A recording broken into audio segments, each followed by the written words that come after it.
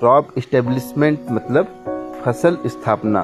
Crop establishment refers to the successful germination, emergence and early growth of plants result in a uniform and healthy crop stand। फसल स्थापना वह प्रक्रिया है जिसमें बीज का सही अंकुरण, पौधे का समान रूप से निकलना, शुरुआती अवस्था में स्वस्थ वृद्धि होती है जिसमें खेत में समान व मजबूत फसल खड़ी होती है।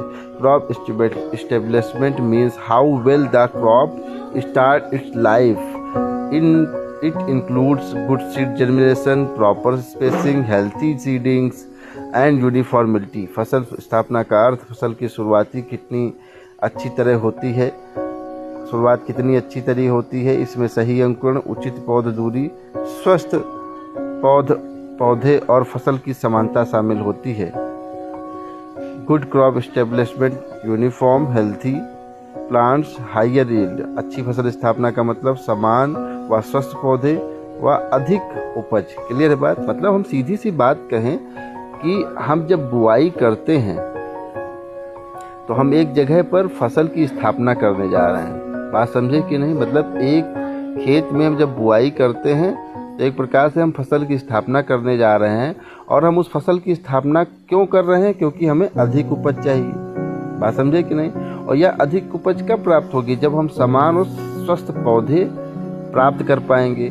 इसके लिए अच्छी फसल स्थापना करनी होगी, और अच्छी फसल स्थापना जब होगी तो सही अंकुरण हो पाएगा, और सही अंकुरण जब कैसे होगा? जब उचित पौध दूरी होगी और स्वस्थ बीज हम लगाएंगे। क्लियर है बात? इसको प्रभावित करने वाले कारक क्या? मतलब अगर फसल स्थापना हमको अच्छी चाहिए तो हमें क्या करना होगा? अगर अच्छी नहीं होती है तो क्या कारक है इसको प्रभावित करने के? क्लियर है बात? कौन से कारक प्रभावित करते हैं? मतलब अगर अच्छी फसल स्थापना चाहते हैं तो हमें क्या करना होगा? पहली बात तो बीज गुणवत्ता हमें देखनी होगी।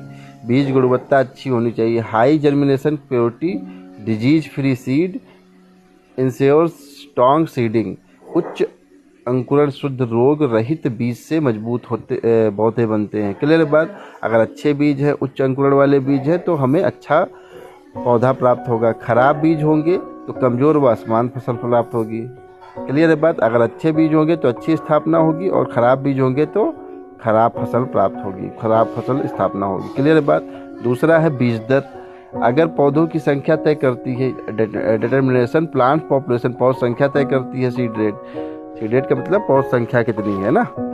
लो सीड रेट, पौधे कम होंगे, उपज कम होगी। हाई सीड रेट, भीड़ होगी बहुत ज़्यादा, प्रतिस्पर्धा मतलब आपस में जंग होगी, पौधों में कम उत्पादन होता है। इसीलिए हमें optimum rate gives uniform growth. सही बीज दर समान वृद्धि होती है। सही बीज दर अगर हम पौध की डालेंगे, खेत में समान डालेंगे तो हमें अधिक उपज प्राप्त होगी। क्लियर बात? बुआई का समय, बुआई का समय भी जो है फसल स्थापना को प्रभावित करता है।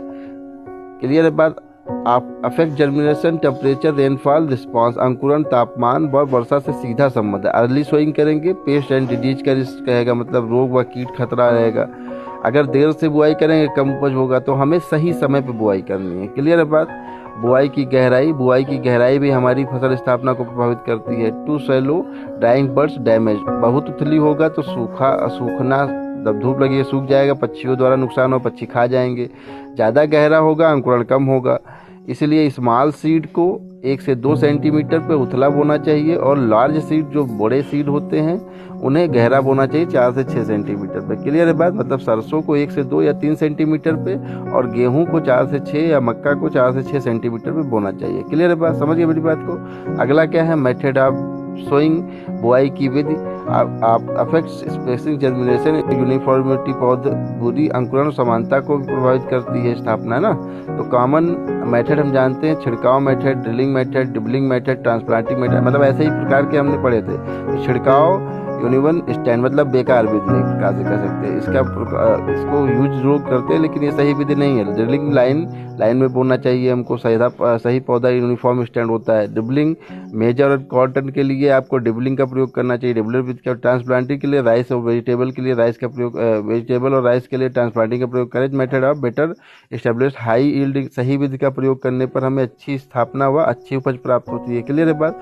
अगर छोटे से निष्कर्ष में बात करें तो हम कह सकते हैं उत्तम बीज, सही गुण वाला बीज, सही बीज दर, उचित समय, गहराई व विधि सभी मिलाकर अच्छी फसल स्थापना हमें और अच्छी बीज उपज दे सकती है, अच्छी फसल उपज दे सकती है। क्लियर है बात?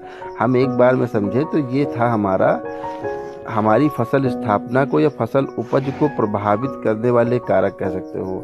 बीज की गुणवत्ता अच्छी होगी तो उपज अच्छी होगी, गुणवत्ता अच्छी नहीं होगी तो उपज कम होगी। बीज दर सही होनी चाहिए, बुआई का समय सही होना चाहिए, बुआई की गहराई सही होनी चाहिए, बुआई की विधि सही होनी चाहिए। क्लियर बात?